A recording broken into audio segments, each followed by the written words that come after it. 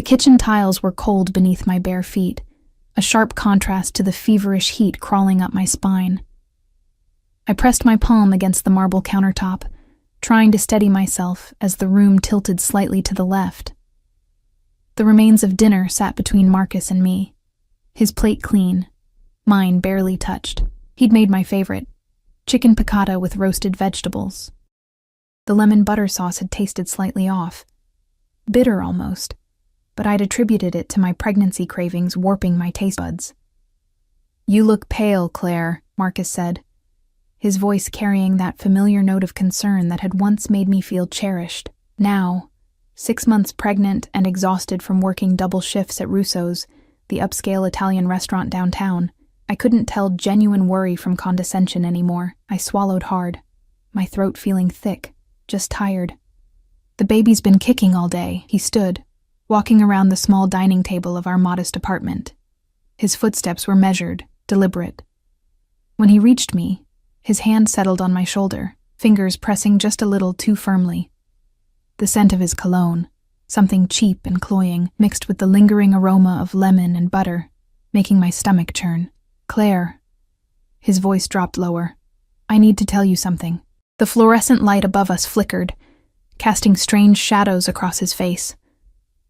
For the first time in our 3 years of marriage, I noticed how his eyes had hardened, how the softness I'd fallen in love with had calcified into something else entirely. "I poisoned you." The words hung in the air like smoke. My brain struggled to process them, to arrange them into a sentence that made sense. The refrigerator hummed. A car alarm wailed somewhere outside our third-floor window. My heartbeat thundered in my ears. "What?" The word came out as barely a whisper. Marcus's grip tightened on my shoulder. "The dinner. I put something in your food. You have maybe an hour? Maybe less. I'm not entirely sure." Victor wasn't specific about the timeline. Victor. The name sent ice through my veins despite the heat consuming my body. Victor Kozlov, the loan shark Marcus had been dealing with for months. The man whose money had paid for the new car Marcus insisted we needed, whose cash had covered the gambling debts I hadn't known existed until the threatening calls started 3 weeks ago. My legs buckled. Marcus caught me, lowering me into the dining chair with surprising gentleness. The irony wasn't lost on me. Poisoning me, then stopping me from falling. "Why?" My voice cracked. I pressed a hand to my swollen belly, feeling our daughter move beneath my palm, the baby. Victor said if I cleared my debt this way, he'd forgive everything. "A life for a life," he said. Apparently I took something that belonged to someone important, someone connected to him. Marcus crouched before me, and I saw something flicker across his face. Regret, maybe, or just fear of what he'd done. I didn't know what else to do, Claire. They were going to kill me. The room spun harder. I tried to stand, but my limbs felt heavy, disconnected. My vision blurred at the edges, darkness creeping in like spilled ink. You killed us." My hand remained on my stomach, protective even as terror consumed me. "Your daughter. I'm sorry." But he was already backing away, grabbing his jacket from the chair. "I'm so sorry, Claire. I have to go. I can't be here when it happens. They'll think I'm involved if I stay." He was at the door before I could respond, before I could scream or cry or beg. The lock clicked. His footsteps faded down the hallway. I was alone. The panic hit like a physical force. I lunged for my phone on the counter, my fingers clumsy and numb. 911. I had to call 911, but as I grabbed the device, a wave of nausea rolled through me so violently I doubled over, the phone clattering to the floor. Poison. He'd actually poisoned me. What kind of poison? How much time did I have? My medical knowledge was limited to basic first aid from a community college course 5 years ago. I needed help. I needed... A knock at the door. 3 solid raps, purposeful and commanding. My head snapped up, hope and terror warring in my chest. Had Marcus come back? Had he realized what he'd done, come back to save me? I crawled toward the door, my body refusing to cooperate. Every movement felt like pushing through concrete. The knocking came again, more insistent. "Help!" I managed to call out. my voice weak. Please, help. The door handle turned. It wasn't locked from the outside. Marcus had left it open. Why had he left it open? The door swung inward, and the hallway light silhouetted a figure that made my breath catch for an entirely different reason. He was tall, over 6 feet easily, dressed in a charcoal suit that probably cost more than 6 months of my rent. The fabric caught the light as he moved, expensive and perfectly tailored. Behind him, 2 men in dark clothing flanked the doorway, their postures alert, hands resting near their waists in a way that suggested weapons, but it was the man in front who commanded every particle of my attention. Dark hair swept back from a face that could have been carved from marble, all sharp angles and shadowed planes. His eyes were the color of smoke, gray and penetrating, and they fixed on me with an intensity that made me forget, for just a moment, that I was dying on my kitchen floor. He moved into the apartment with fluid grace, his leather shoes barely making a sound. The scent that preceded him was different from anything in my world, expensive cologne layered with something darker, dangerous. Smoke and cedar and something metallic that made my survival instincts scream. Claire Donovan. His voice was deep, accented. Russian, I realized, not a question, a statement. He knew my name. One of the men behind him closed the door while the other remained in the hallway. The main figure crouched before me, and I found myself staring into those gray eyes, watching as they assessed me with clinical precision. His face revealed nothing, no sympathy, no malice, just cold evaluation. What did he give you? The question was direct, commanding. I don't... My tongue felt thick. He said poison. Victor told him to... Something flickered across his face, brief, barely perceptible, but there. His jaw tightened almost imperceptibly. Dmitri. He didn't raise his voice, didn't turn around. The man by the door immediately stepped forward. Call Dr. Volkov. Tell him we have a poisoning, unknown substance, pregnant woman approximately 6 months. We're bringing her in. He stood in one fluid motion, reaching down to lift me as if I weighed nothing. Strong arms slid beneath my knees and back, pulling me against a chest that felt like stone beneath the expensive fabric. The world tilted as he carried me toward the door. Wait. I tried to protest, but my voice was failing. Who are you?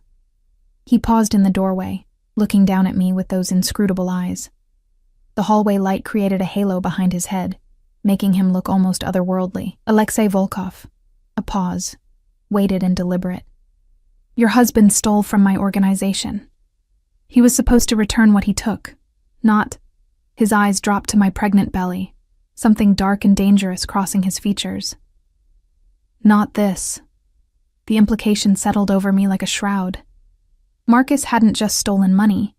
He'd stolen from the Mafia. And his payment, his way out of debt, had been me, had been our daughter.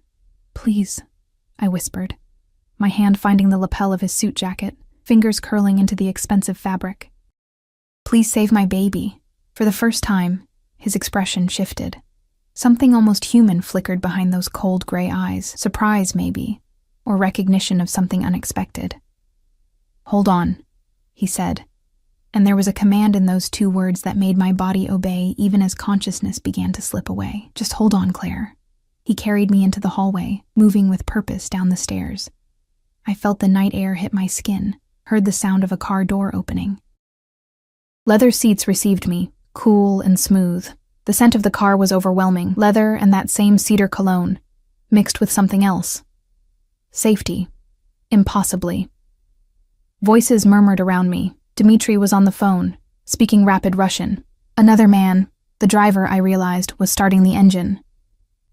And Alexei Volkov, this Mafia boss whose name I now knew, was sliding in beside me, one arm supporting my shoulders while his other hand pressed against my wrist, checking my pulse with the efficiency of someone who'd done this before. Stay awake, he commanded, and I felt his hand tap my cheek lightly. Look at me. Keep your eyes open. I tried. God, I tried. But the darkness was so inviting, and my body was so heavy. Claire. His voice sharpened. Your daughter needs you to fight. So fight. My daughter. I forced my eyes open, forced myself to focus on his face, The strong jaw, the slight scar above his left eyebrow, the way his gray eyes had darkened to almost black in the car's dim interior. "Why?" I managed to whisper. "Why are you helping?" "Because your husband is a fool who didn't follow instructions," his jaw clenched. "And because no child should pay for their father's sins." The car accelerated, pressing me back into the seat. Through the window, I watched the lights of the city blur into streams of gold and white. My apartment building disappeared behind us. Everything I'd known, my entire life with Marcus, was receding like a dream. Or maybe this was the dream, being carried away by a stranger in an expensive suit, a dangerous man who commanded with just his presence, who'd appeared at my door exactly when I needed saving. But as my vision darkened and my consciousness began to slip away despite my best efforts, one thought crystallized with absolute clarity. Marcus had left the door unlocked. He'd poisoned me, told me about it, and left the door unlocked. And exactly 30 minutes later, Alexei Volkov had knocked. This wasn't rescue. This was something else entirely. I woke to the smell of antiseptic and the steady beep of monitors. My hand immediately went to my stomach, panic flooding through me before I even opened my eyes. The bump was still there, and beneath my palm, I felt movement, a small kick, then another. Relief crashed over me so powerfully that tears leaked from the corners of my closed eyes. "She's awake." The voice was unfamiliar, female, with the same Russian accent I'd heard in the car. I forced my eyes open, blinking against the soft light. The room wasn't a hospital, at least not any hospital I'd ever seen. The walls were a warm cream color. The bed I lay in was larger and more comfortable than any hospital bed, and the medical equipment, while present, seemed almost decorative in how seamlessly it blended with the elegant furnishings. A woman in her 50s stood beside my bed, her dark hair pulled back in a neat bun, wearing scrubs that somehow looked designer. She smiled, but it didn't quite reach her eyes. "I'm Dr. Volkov," she said, checking the IV in my arm. "You're very lucky. Another 20 minutes and we wouldn't have been able to reverse the effects." Dr. Volkov. The same last name as... Where am I? My voice was hoarse, my throat raw. "Mr. Volkov's private medical facility. You've been unconscious for 18 hours. She made notes on a tablet, her movements efficient. "The baby is fine. Strong heartbeat. Active movements. Whatever protection instinct made you eat so little of that dinner saved both your lives." The baby. Our daughter. I pressed my hand harder against my stomach, feeling the reassuring movement beneath. What did he give me? Oleander extract, mixed with something to mask the taste. Crude but effective. Her expression darkened. "Your husband clearly didn't research his method. The dose was high enough to kill, but slow enough that we had time to intervene with activated charcoal and gastric lavage. You'll feel weak for a few days, but there should be no lasting damage to you or the baby." Oleander. I'd seen those flowers in the park, beautiful pink blossoms that I'd admired while walking home from work. The irony was bitter. Marcus had killed me with something beautiful. Except I wasn't dead. "I want to see my husband." The words came out harder than I intended. "Dr." Volkov's eyebrows rose slightly, but she said nothing. "I need to talk to him. I need to understand why. Your husband is no longer a concern." The new voice froze me. Alexei Volkov stood in the doorway, once again in an impeccable suit. This one navy with a white shirt open at the collar. In the daylight filtering through the room's large windows, I could see him more clearly. He was younger than I'd initially thought, maybe early 30s, with the kind of face that would make people stop and stare anywhere he went. But it was his eyes that held me, those gray eyes that seemed to see through everything. What does that mean? I tried to sit up, but my body protested. Dr. Volkov moved to help me, adjusting the bed so I was reclined but upright. Alexei walked into the room with that same fluid grace I remembered, his presence seeming to fill every corner. "Doctor." Volkov excused herself quietly, and suddenly I was alone with him. He pulled a chair close to the bed, closer than was strictly necessary, and sat, his attention fixed entirely on me. "It means," he said, his voice carrying that same command as the night before, that Marcus Donovan has been dealt with according to our laws. He stole from my organization, then attempted to murder you instead of returning what he took. In my world, there are consequences for such actions." The careful phrasing didn't hide the truth. Marcus was dead. My husband, the father of my child, the man who'd promised to love me forever in a small courthouse ceremony 3 years ago, dead. I should have felt something. Horror, maybe. Grief. But all I felt was a hollow numbness. "He tried to kill me," I heard myself say. "He tried to kill our baby, yes." Alexei's eyes never left my face. Which brings us to the matter of what happens next. My stomach clenched. "What do you mean?" He leaned back in the chair, one ankle crossing over his knee in a pose that should have looked casual, but somehow looked predatory. "Your husband stole $200,000 from one of my business accounts. Money that belonged to several important people. People I cannot simply tell that the debt died with the thief. $200,000, the number was incomprehensible. Marcus and I struggled to pay our $800 rent each month. Where had that money even gone? I don't have that kind of money," I said, my voice small. "I'm a waitress. I work at Russo's downtown. I make maybe $30,000 a year. I have $300 in my checking account and student loan debt that I'll never pay off. I can't. I know everything about you, Claire."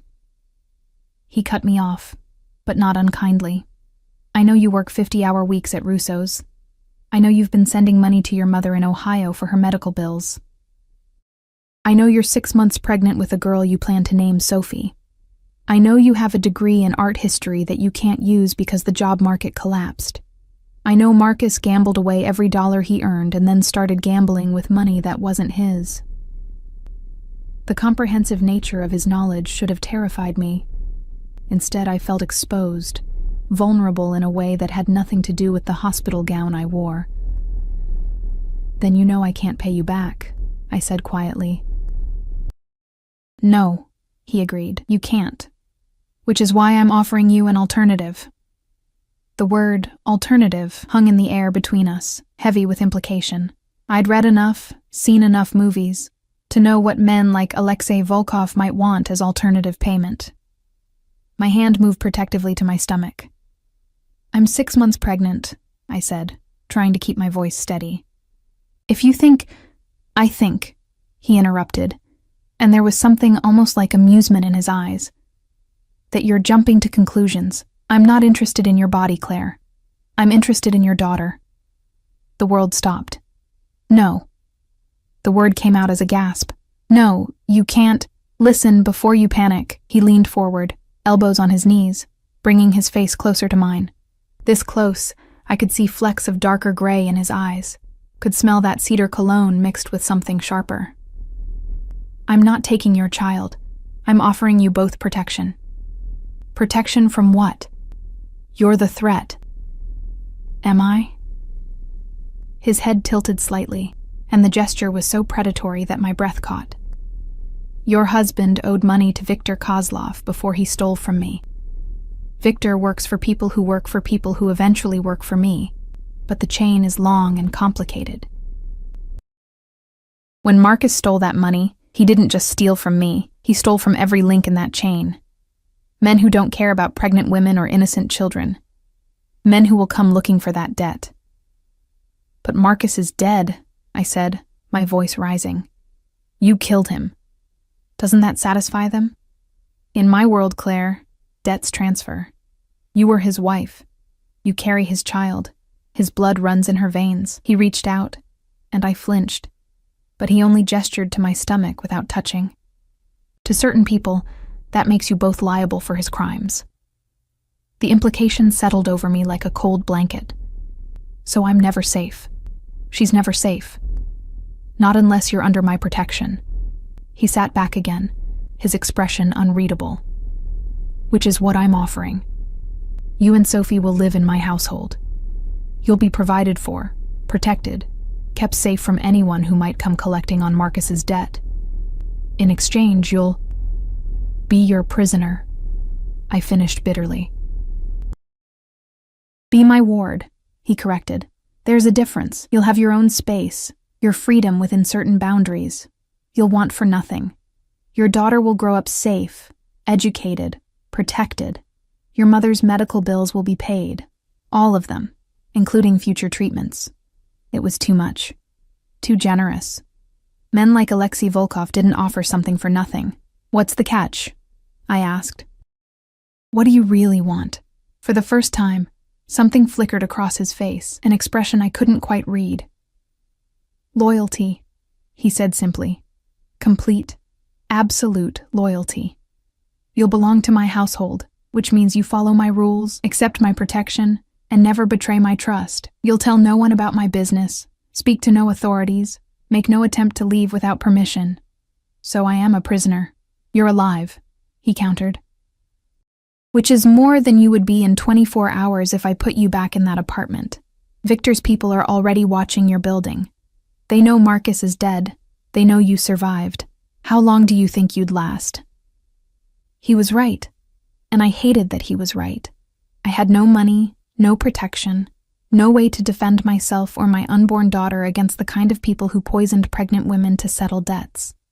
I need to think, I said.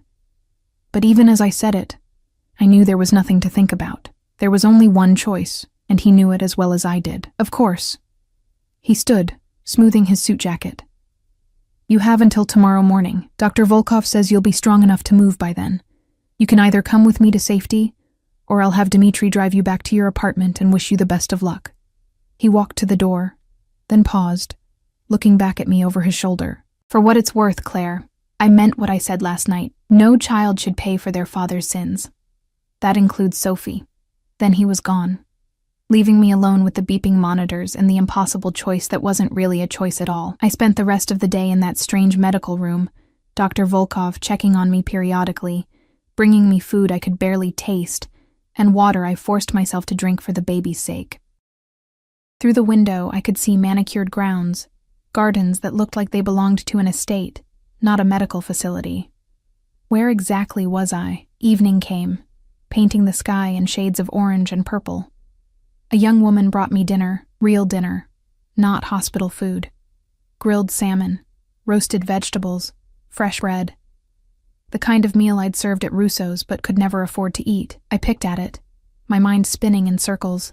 Every scenario I imagined ended badly. Going back to my apartment meant death, mine and Sophie's. Staying under Alexei Volkov's protection meant... what?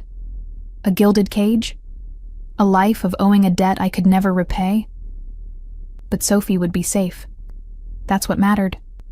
Sophie would live. The door opened without a knock.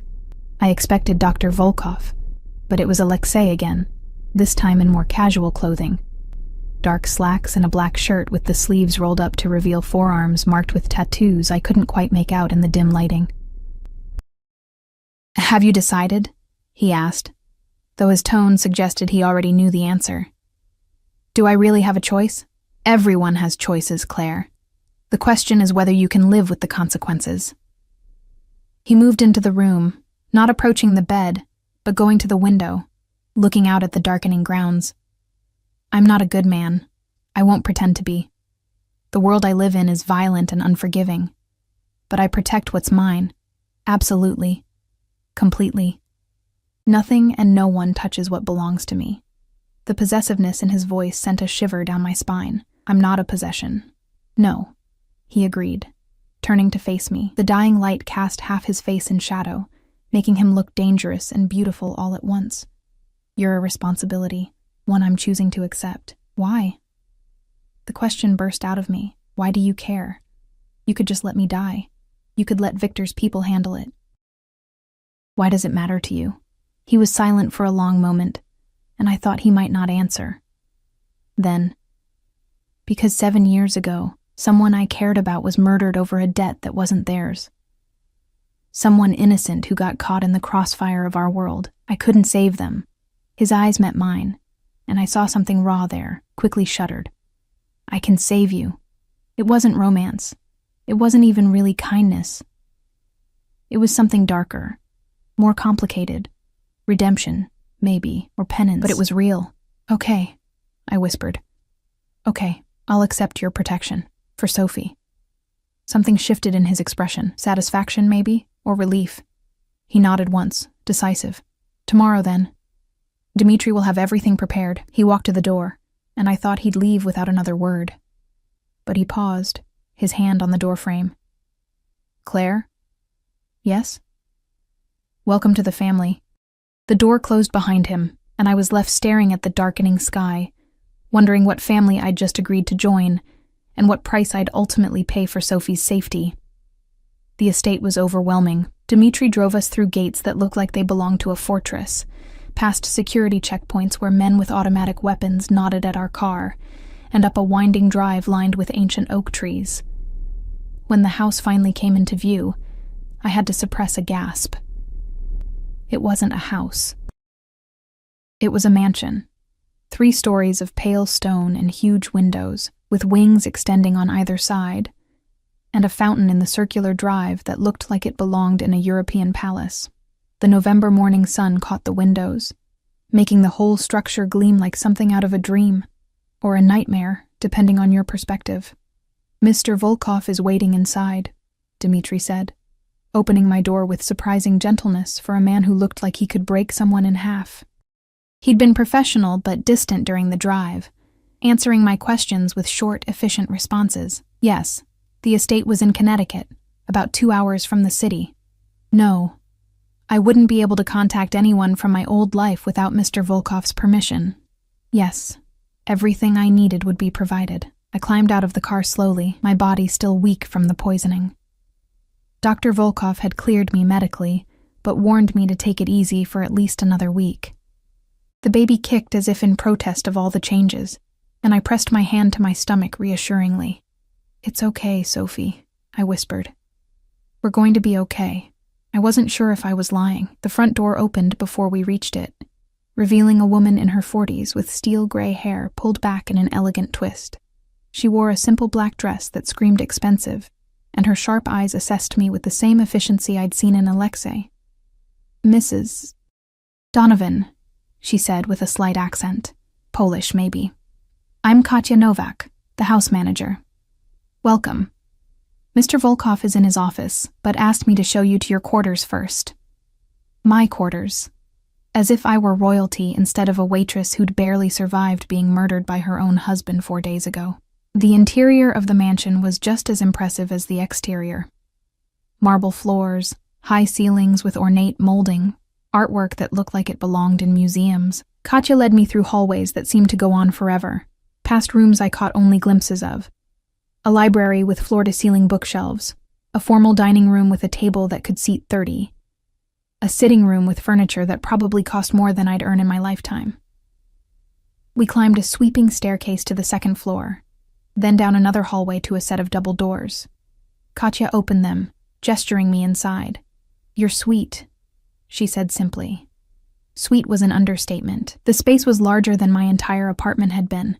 A sitting area with plush sofas and a fireplace, a bedroom with a 4-poster bed that looked like it belonged in a castle, a bathroom done in white marble and gold fixtures that made me afraid to touch anything.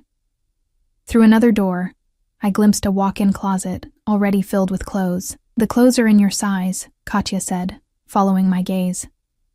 Mr. Volkov had them delivered yesterday. If anything doesn't fit or isn't to your taste, let me know and I'll have them replaced. There are maternity clothes as well, of course. Of course. Because Alexei Volkov thought of everything. The nursery is through that door. Katya pointed to another door I hadn't noticed. Mr. Volkov had it prepared when he learned you were keeping the baby. If you'd like any changes made, you need only ask. I walked to the door on numb legs and pushed it open. The nursery was perfect. Soft yellow walls, a white crib with delicate bedding, a rocking chair positioned near the window overlooking the gardens, shelves already stocked with books and stuffed animals, a changing table, a dresser, everything a baby could need. It was everything I'd dreamed of being able to provide for Sophie, everything I'd known I'd never be able to afford on my waitress salary. And it was a cage. Mr. Volkov will see you in his office at 2 o'clock, Katya continued, her voice pulling me back from the nursery. Until then, you're free to rest. Explore the suite or walk the grounds if you feel up to it. Lunch will be brought to your room at noon, unless you prefer to eat in the dining room. Here is fine. I managed to say. Katya nodded and left, closing the doors quietly behind her. I stood in the middle of the sitting room, surrounded by luxury I'd never imagined, feeling more alone than I'd felt lying on my kitchen floor waiting to die. I spent the next few hours exploring the suite, testing the reality of my new prison. The clothes in the closet were indeed my size. Not just my current size, but maternity clothes sized for the next 3 months of my pregnancy. Elegant dresses, comfortable pants, soft sweaters. Everything high quality, everything expensive.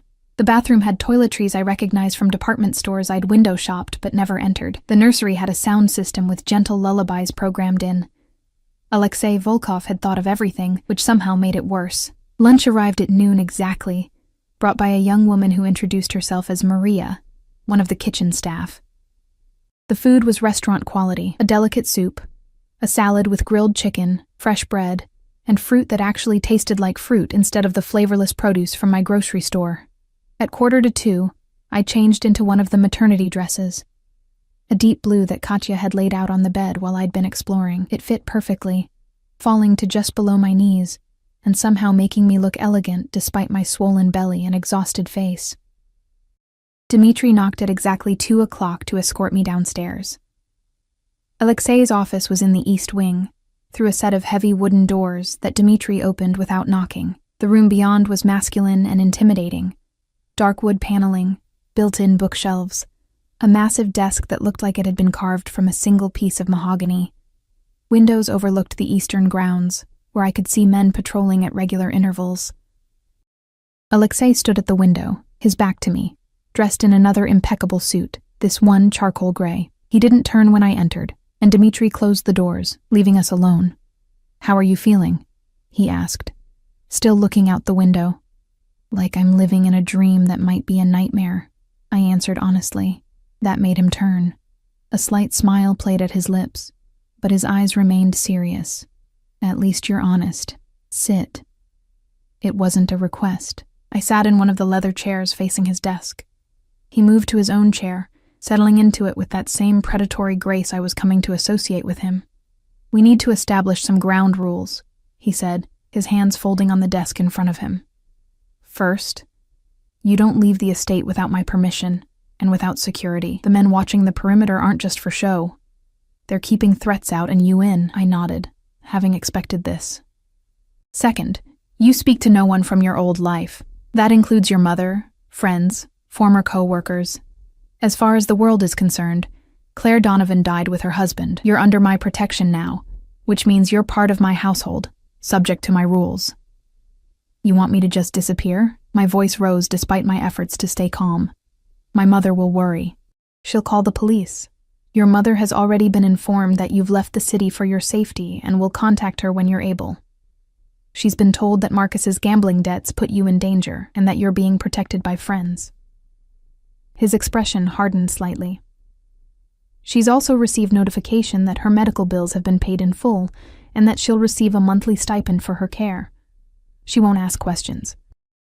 The casual way he said it, as if buying my mother's silence was as simple as paying a bill, made my stomach turn. But I also couldn't deny the relief. My mother's cancer treatments had been eating through what little savings she had. At least now she'd be cared for. "Third," Alexei continued, "you'll attend family dinners when I require it. I have business associates, partners, people who need to see that I honor my commitments. You'll be introduced as someone under my protection. You'll dress appropriately, speak when spoken to, and reveal nothing about my business." "I don't know anything about your business," I pointed out, "and you'll keep it that way."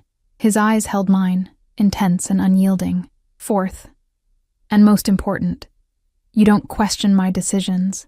You don't argue with my security protocols. When I say something is for your safety or Sophie's, you trust that I know better than you do." The autocratic certainty in his voice sparked something rebellious in me. "And if I don't agree? Then you're welcome to leave." He leaned back in his chair, that slight smile returning. "Of course I won't be able to protect you or your daughter from the consequences. Victor's people are still looking. Marcus's other creditors are still looking.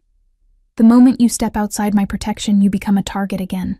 It was the same impossible choice dressed in different words. Stay and submit, or leave and die. Fine, I said through clenched teeth. Any other rules I should know about? Several, but they can wait. He stood, walking around the desk. Instead of stopping at a professional distance, he came close enough that I had to tilt my head back to look at him. You're angry. That's good. Anger means you're a fighter, and Sophie will need a fighter for a mother. Don't. The word came out sharper than I intended. Don't talk about her like you care. You're not doing this because you're a good person. You said so yourself. You're buying some kind of redemption for someone you couldn't save. We're just a means to an end. Something flickered in his eyes. Surprise, maybe. Or respect. You're right, he said quietly. I'm not a good person, Claire. I've killed people. I've destroyed lives. I run an organization that profits from fear and violence, but I protect what's mine with everything I have. And like it or not, you and Sophie are mine now. The possessiveness in his voice sent a shiver through me that had nothing to do with fear. There was something almost tender in the way he said Sophie's name, something that contradicted everything else about him. I want to see the nursery plans, I said, changing the subject. I want to be involved in the decisions about my daughter's room. Of course. He returned to his desk, pulling out a tablet and bringing up what looked like architectural drawings. The room is already furnished, but if you want changes, they'll be made. I stood and walked around the desk to look at the screen, very aware of how close I had to stand to him to see properly. He smelled like cedar and something darker. Leather, maybe, and the faint scent of gun oil that I was learning to associate with the men who worked for him. The plans were detailed, showing not just the nursery I'd seen, but expansions that could be made as Sophie grew, a playroom, a bedroom suite for when she was older, even a small study. You're planning years ahead, I said softly. I always do. His voice was close to my ear, and I realized he'd shifted slightly, bracketing me against the desk without quite touching me. Sophie will grow up here, Claire. She'll be educated, protected, given every advantage. She'll never want for anything. Except freedom, I whispered. Freedom is overrated when you're dead. His hand came up, not touching me but hovering near my shoulder. You'll understand eventually. This world, my world. It's brutal and unforgiving, but inside these walls you're safe. Both of you. I turned to face him, which was a mistake because it brought us even closer together. I could see the fine lines at the corners of his eyes, the slight shadow of stubble along his jaw, the way his pupils dilated slightly as he looked at me. And what about when she grows up? I asked. When she wants to go to college, have friends, date, will she still be a prisoner then? She'll be protected, he said firmly. There's a difference. Not from where I'm standing. We stared at each other, the tension thick between us. Finally, he stepped back, giving me space to breathe. You should rest, he said, his voice returning to that cool, professional tone. Dr. Volkov will be by tomorrow to check on you. In the meantime, Katya can show you the rest of the house, answer any questions you have. It was a dismissal. I walked to the door, then paused, looking back at him. He'd returned to the window, his hands clasped behind his back, looking every inch the dangerous man he claimed to be. Alexei? I said, and his shoulders tensed slightly at my use of his first name. Thank you. For saving us. He didn't turn around. Don't thank me yet, Claire. You don't know what kind of life you've agreed to. I left the office with those words echoing in my mind, following Dmitri back upstairs to my beautiful cage, wondering what exactly I'd gotten Sophie and myself into. That night, I lay in the enormous bed, my hand on my stomach, feeling Sophie move inside me. Through the window, I could see the guards patrolling the grounds, their presence both comforting and terrifying. Somewhere in this massive house, Alexei Volkov was going about his evening, running his empire, planning whatever dangerous things men like him planned. And I was part of that now, bound to him by debt and necessity and the fragile life growing inside me. I'd escaped death only to find myself in a different kind of trap, one lined with silk and gold, but a trap nonetheless. Sophie kicked hard, as if in protest, and I pressed my hand more firmly against my belly. I know, I whispered. I know, baby girl. But we're alive. We're safe. That has to be enough. Even as I said it, I knew it wasn't true. Safety wasn't enough. Freedom mattered. Choice mattered. But those were luxuries I could no longer afford. The price of Sophie's life was my own. The days blurred into weeks, and November surrendered to December. The estate transformed with the season. Snow blanketing the grounds, evergreen wreaths appearing on doors, the scent of pine and cinnamon filling the halls. It would have been beautiful if I could forget it was a prison. I settled into a routine, though settled felt like the wrong word. Every morning, Maria brought breakfast to my suite. I'd eat while watching the sun rise over the snow-covered gardens, then spend an hour walking the interior hallways for exercise. Dr. Volkov's orders. The house was so vast I could walk for an hour and still discover new rooms, new hallways, new reminders of the world Alexei Volkov commanded. I saw him rarely in those first 2 weeks. Brief glimpses as he moved through the house with Dmitri or other men whose names I didn't know. Once, I'd come down to the library late at night, unable to sleep, and found him there, reading in a leather chair by the fireplace. He'd looked up, our eyes meeting for a long moment, but neither of us spoke. I'd grabbed a book and retreated to my room, my heart pounding for reasons I didn't want to examine. But on a Friday evening, 3 weeks after my arrival, everything changed. Katya appeared at my door with a garment bag and a serious expression. "Mr. Volkov requests your presence at dinner tonight, 8 o'clock. There will be guests, business associates. He asks that you wear this and join him in the formal dining room." My stomach knotted. This was the 4th rule he'd mentioned, attending family dinners, being displayed as proof of his protection. I'd known it was coming, but that didn't make it easier. The dress Katya had brought was stunning, a deep emerald green that somehow complemented my pregnancy rather than hiding it. The fabric was soft, expensive, falling in elegant lines that made me look almost regal despite my swollen belly. There were shoes too, low heels that wouldn't be dangerous in my condition, and jewelry. Real jewelry, I realized, holding up the diamond earrings, not costume pieces. "Mr. Volkov wants you to look the part," Katya said, reading my expression. "You're under his protection. That means something in this world. It means you're valuable, untouchable. The people coming tonight need to see that." I dressed carefully, my hands shaking slightly as I fastened the earrings. The woman in the mirror looked nothing like the exhausted waitress who'd served pasta and smiled for tips just a month ago. This woman looked expensive, protected, dangerous by association. Dmitri came to escort me at 7:55. We descended the stairs to the first floor, and I could hear voices from the dining room, men speaking in Russian, the clink of glasses, low laughter that set my nerves on edge. Dmitri opened the doors, and conversation stopped. The formal dining room was intimidating, even empty. Filled with a dozen men in expensive suits, it felt like walking into a den of wolves. They all turned to look at me, their expressions ranging from curious to calculating to something darker I didn't want to name, but it was Alexei who captured my attention. He stood at the head of the table, a crystal glass in his hand, wearing a black suit that made him look like darkness personified. When our eyes met, something shifted in his expression.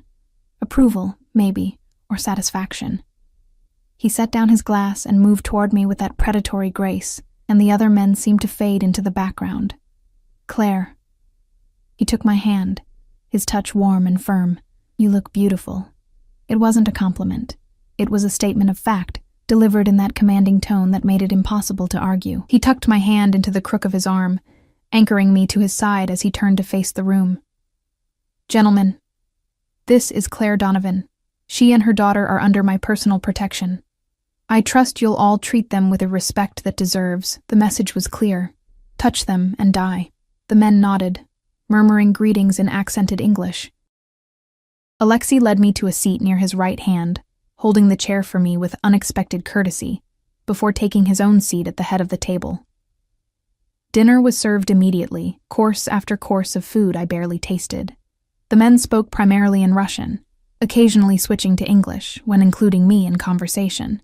They asked polite questions, how I was feeling, when the baby was due, if I needed anything. I gave polite answers, very aware of Alexei's presence beside me. The way his attention never fully left me, even when he was speaking to someone else. I was halfway through the main course when I felt it, a hand on my knee beneath the table. I froze, my fork stopping halfway to my mouth. The hand moved higher, fingertips pressing into my thigh with clear intent. I looked up sharply and met the eyes of the man seated to my right, Victor Kozlov. I recognized him from Marcus's descriptions, and the fear in my husband's voice when he'd spoken that name. Victor was in his 50s, with graying hair and cold eyes that reminded me of a shark.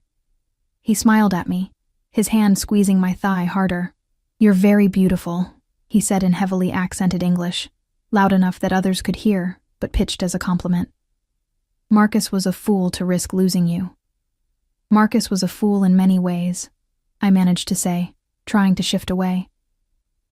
His hand followed, grip tightening. I looked at Alexei, and what I saw in his face made my breath catch. His expression hadn't changed. He was still listening to the man on his left, still holding his wine glass with casual ease, but his eyes had gone completely black, and there was murder in them. "Victor." Alexei's voice cut through the conversation like a blade. Everyone went silent. "Remove your hand from Claire's leg. Now." Victor's smile didn't falter, but his hand disappeared immediately. "My apologies, Alexei. I meant no disrespect. I was simply touching something that belongs to me." Alexei set down his wine glass with controlled precision, which suggests you've forgotten the rules of this house. The temperature in the room seemed to drop. The other men exchanged glances, some looking uncomfortable, others almost eager, as if sensing blood in the water. "It was an innocent gesture," Victor said, but there was an edge to his voice now. "The girl is very beautiful. Surely you can't blame a man for noticing." "I can blame a man for acting on it." Alexei stood, and somehow the movement was more threatening than if he'd shouted. "Dmitri, escort Mr. Kozlov to the south parlor. We have matters to discuss." Dmitri appeared from his position near the wall, and 2 other guards materialized from the shadows. Victor's face had gone pale, but he stood with as much dignity as he could muster. "This is unnecessary, Alexei. I apologize if I overstepped." "You did." Alexei's voice was ice. "And now you'll pay for it. Gentlemen, please continue your dinner. I'll return shortly." He left with Victor and the guards, leaving me sitting at the table with 10 men who now stared at me with a mixture of wariness and newfound respect. The man across from me, younger with kind eyes, offered a slight smile. "You should eat," he said gently in English. "Mr. Volkov wouldn't want you to miss your meal because of Victor's stupidity." But I couldn't eat. My hands were shaking, and Sophie was kicking frantically inside me as if sensing my distress. I pressed my hand to my stomach, trying to calm both of us.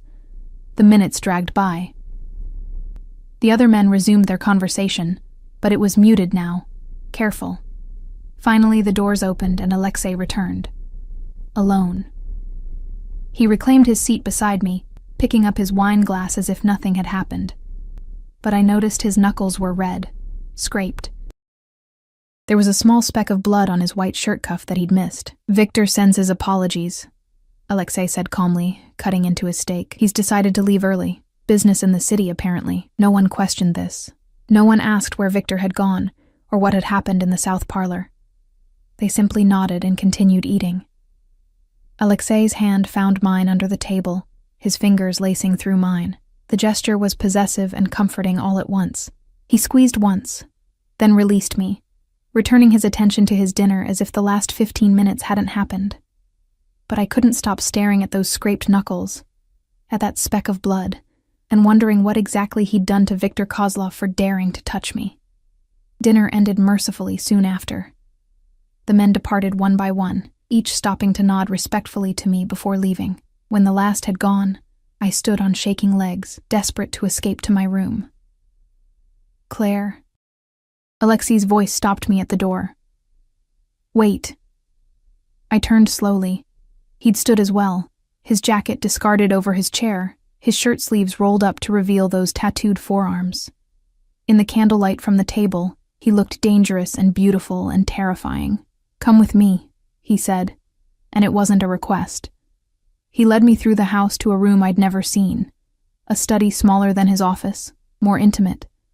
A fire burned in the fireplace, and there was a single leather sofa facing it. He gestured for me to sit, then poured 2 glasses from a crystal decanter. Whiskey for himself, water for me.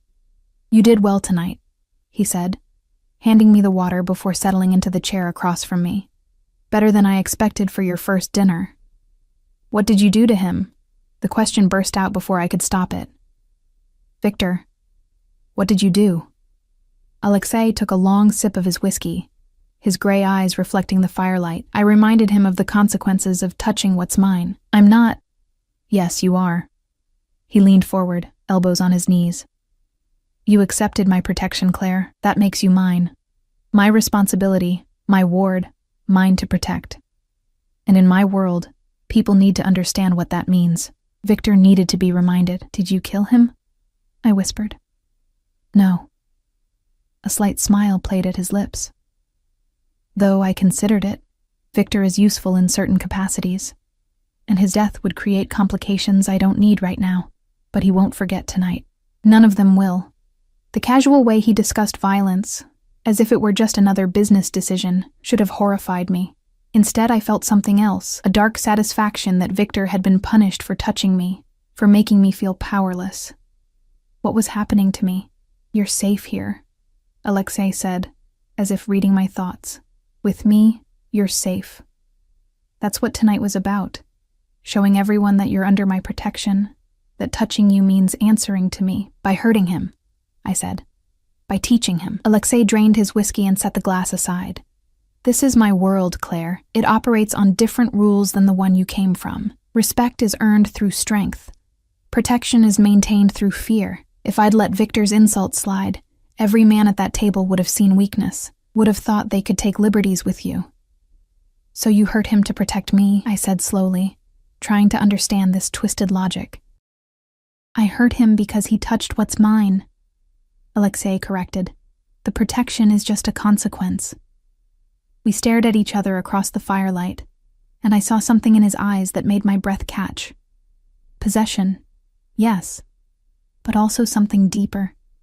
Something almost like need. Why does it matter so much? I asked softly. I'm nobody. Just a waitress you saved because of some debt my dead husband owed. Why do you care if someone touches me? He was quiet for so long I thought he wouldn't answer. Then, 7 years ago, the woman I loved was killed in a crossfire between rival organizations. She was innocent, just someone who happened to be in the wrong place at the wrong time. I couldn't protect her because I was careless, because I underestimated threats, because I wasn't strong enough. His jaw tightened, and I saw genuine pain flicker across his face.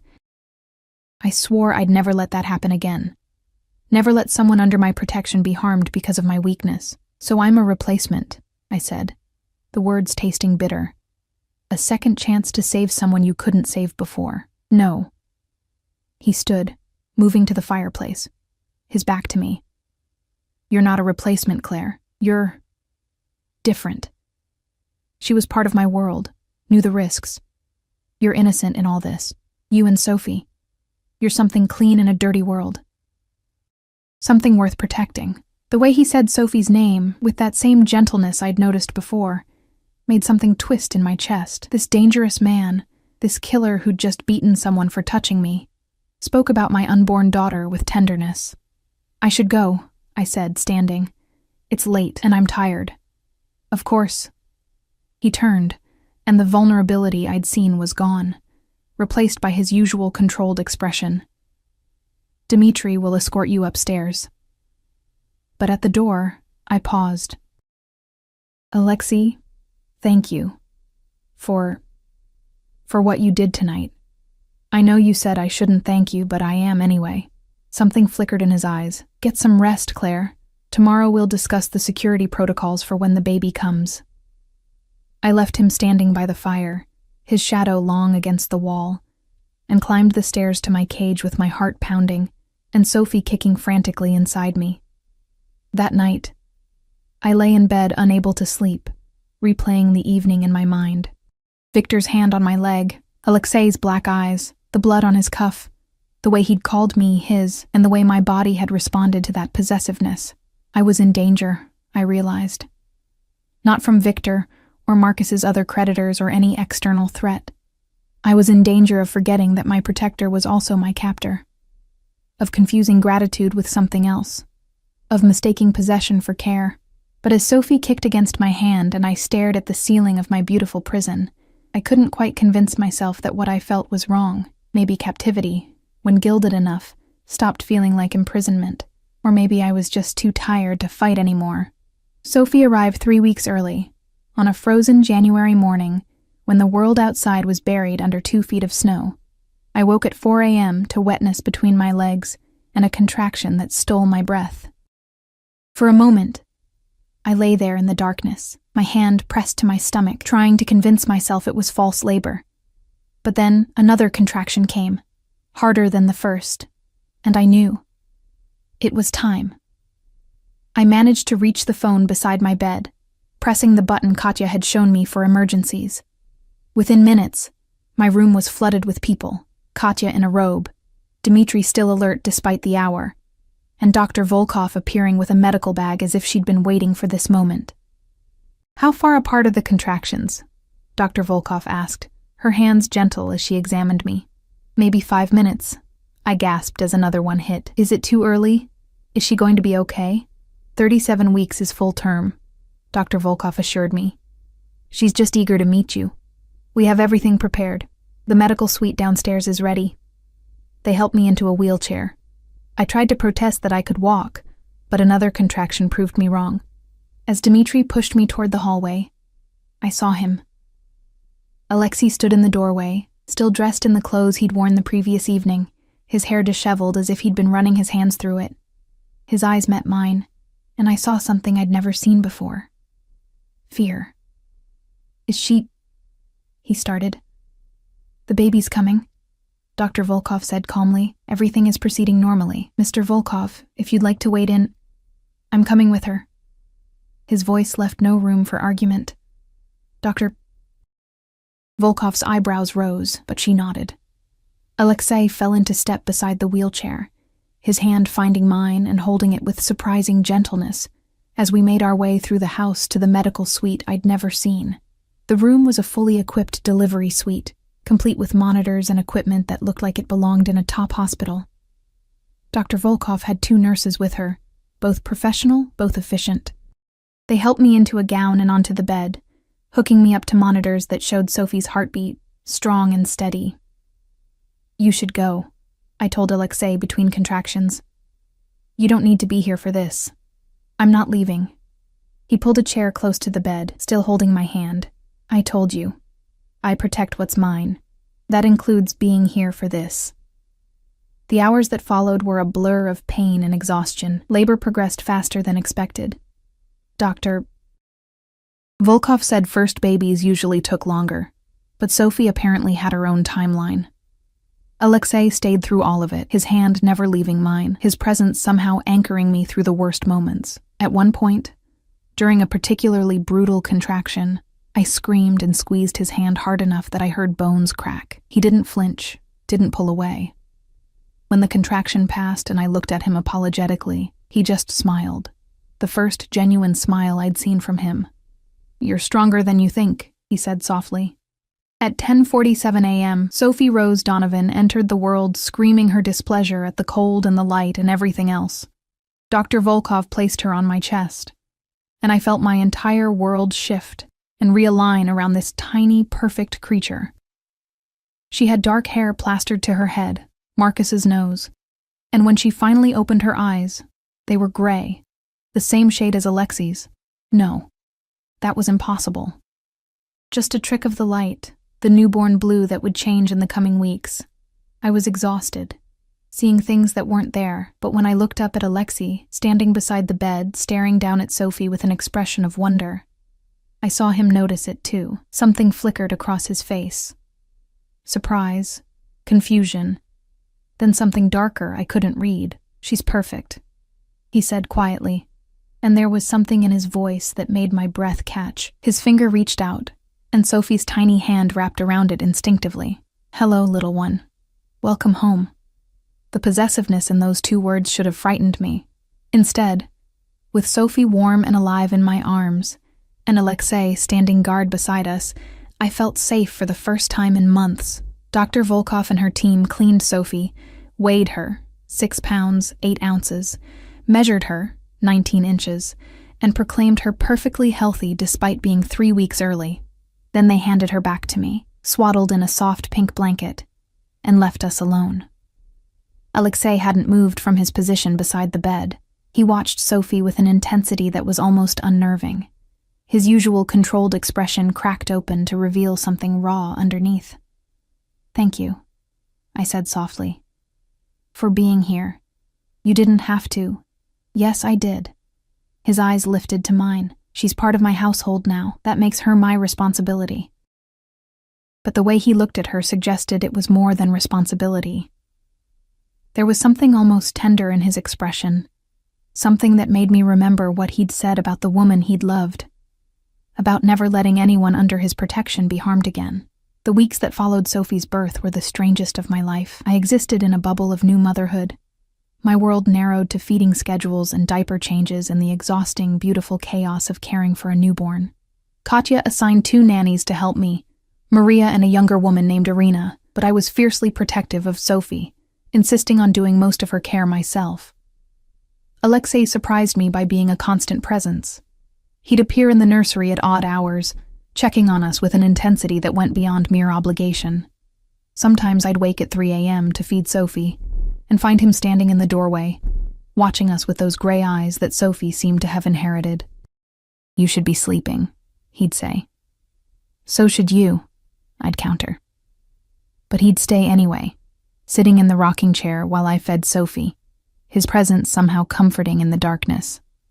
One night, about 2 weeks after Sophie's birth, I found him holding her. I'd put her down for the night and gone to shower. But when I returned, Alexei was in the nursery, Sophie cradled in his arms while he paced slowly beside her crib. He was murmuring to her in Russian, his voice soft and gentle, and Sophie was staring up at him with those gray eyes, completely content. "She was fussy," he said when he noticed me, but he didn't immediately hand her over. I heard her crying. "You don't have to," I started, but he shook his head. "I want to." He looked down at Sophie, and the expression on his face made something in my chest tighten. "She deserves to know she's protected, that she's safe." I moved closer, and we stood there together in the dim light of the nursery, both of us looking down at this tiny life we were somehow responsible for. Sophie yawned, her little fists stretching, and something about the moment felt impossibly intimate. "Alexei," I said softly, "why are you really doing this? All of this? The protection, the care, being here with us. It's more than just clearing a debt or making up for someone you couldn't save. What do you want from us?" He was quiet for a long moment, his eyes still on Sophie. Then, "I want to give her the childhood I never had. Safety, security, the knowledge that she's valued and protected." His jaw tightened. "I grew up in violence, Claire. My father was killed when I was 7. My mother died 2 years later. I learned to survive by becoming harder, colder, more dangerous than anyone else. I built an empire on fear and blood." He finally looked at me, and I saw the vulnerability there, carefully controlled but present. "But with Sophie, I can be different. I can protect instead of destroy. I can build instead of tear down. She doesn't need to know what I am, what I do. She just needs to know she's safe. And me?" I whispered. "Where do I fit in this?" His free hand came up, cupping my face with surprising gentleness. "You're her mother. You're the one who'll teach her kindness and strength and all the things I can't. You're the light in the darkness I've created." His thumb brushed across my cheekbone. "You're essential." The touch sent electricity through me. We were standing so close I could feel the heat of his body, smell that cedar cologne mixed with something uniquely him. Sophie cooed between us, oblivious to the tension crackling in the air. "This is dangerous," I said, but I didn't pull away. "Everything about my life is dangerous." His eyes searched mine. "But you're safe with me, Claire. You and Sophie both. I swear it. You can't promise that. You said yourself your world is violent. Which is why I'll never let it touch either of you." His hand slid from my face to the back of my neck, his fingers tangling in my hair. "You're mine to protect. Mine to keep safe. Mine." The possessiveness should have frightened me. Instead, I found myself leaning into his touch, into the security he offered, into the dangerous comfort of belonging to someone who would destroy the world to keep me safe. "This is insane," I whispered. "Probably." A slight smile played at his lips. "But sanity is overrated." He kissed me then, carefully because of Sophie between us, but with an intensity that stole my breath. It was nothing like kissing Marcus had been, nothing safe or comfortable or expected. This was fire and danger and the taste of something forbidden. When we broke apart, Sophie was watching us with those two wise gray eyes, and I couldn't help but laugh softly. "I think she approves," Alexei murmured, and the tenderness in his voice as he looked at my daughter made something in my heart crack open. This was wrong. I knew it was wrong. He was a criminal, a killer, the man who'd bought my freedom with violence and fear. But he was also the man who'd saved my life, who held my daughter with reverence, who looked at me like I was something precious instead of just a debt to be paid. "What happens now?" I asked. "Now," he said, carefully placing Sophie back in her crib. "We raise her together. We give her everything she deserves. And we see where this goes. I'm not ready for—" I gestured between us, unable to find the words. "I know." He pulled me close, his arms wrapping around me with surprising gentleness. "We have time, Claire. All the time in the world. I'm not going anywhere, and neither are you." It should have sounded like a threat. Instead, it sounded like a promise. The months that followed were a strange dance of domesticity and danger. Alexei taught me about his world, not the violent parts, but enough that I understood the stakes, the threats we faced. He showed me the security measures in place, introduced me to the men who guarded us, made sure I knew how to protect Sophie if anything ever went wrong, but mostly, we were just a family. Twisted and unconventional, built on debt and violence and protection, but a family nonetheless. We had dinners together, the three of us in the small dining room rather than the formal one. We celebrated Sophie's milestones, her first smile, her first laugh, the way she'd reach for Alexei when he entered a room. My mother's health improved with the better care Alexei's money provided. I was allowed carefully monitored phone calls with her, brief conversations where I lied about my new life and pretended everything was normal. She knew I was lying, but she also knew I was safe, and maybe that was enough. Viktor Kozlov disappeared entirely. Rumor had it he'd been reassigned to operations in Eastern Europe, far from Alexei's territory. None of the other men who'd attended that dinner ever touched me or looked at me with anything but respect. And slowly, carefully, I fell in love with my captor. It happened in small moments, the way he'd hold Sophie at 3 a.m. so I could sleep, the way he'd absently kiss my forehead when he passed me in the hallway, the way he'd sit with me in the library and read while I worked on the art history research he'd encouraged me to restart. He gave me freedom within the boundaries of his protection, space to breathe within the cage he'd built. One night, 6 months after Sophie's birth, I found him in his office long after everyone else had gone to bed. He looked exhausted, the weight of his empire evident in the set of his shoulders. "Come to bed," I said from the doorway. He looked up, and something in his expression shifted. "Your bed or mine?" It was the first time he'd asked, the first time he'd pushed beyond the careful boundaries we'd maintained. "Ours," I said, and watched as his eyes darkened. He stood, crossing to me in 3 long strides, his hands cupping my face as he kissed me with months of restrained hunger. "Are you sure?" he asked against my lips. "No," I admitted, "but I'm doing it anyway." He laughed, the sound rough and genuine, and swept me into his arms, carrying me through the house to the master suite I'd never entered. The room was masculine and elegant, with windows overlooking the snow-covered grounds and a bed large enough for both of us and the monsters we'd carry into it.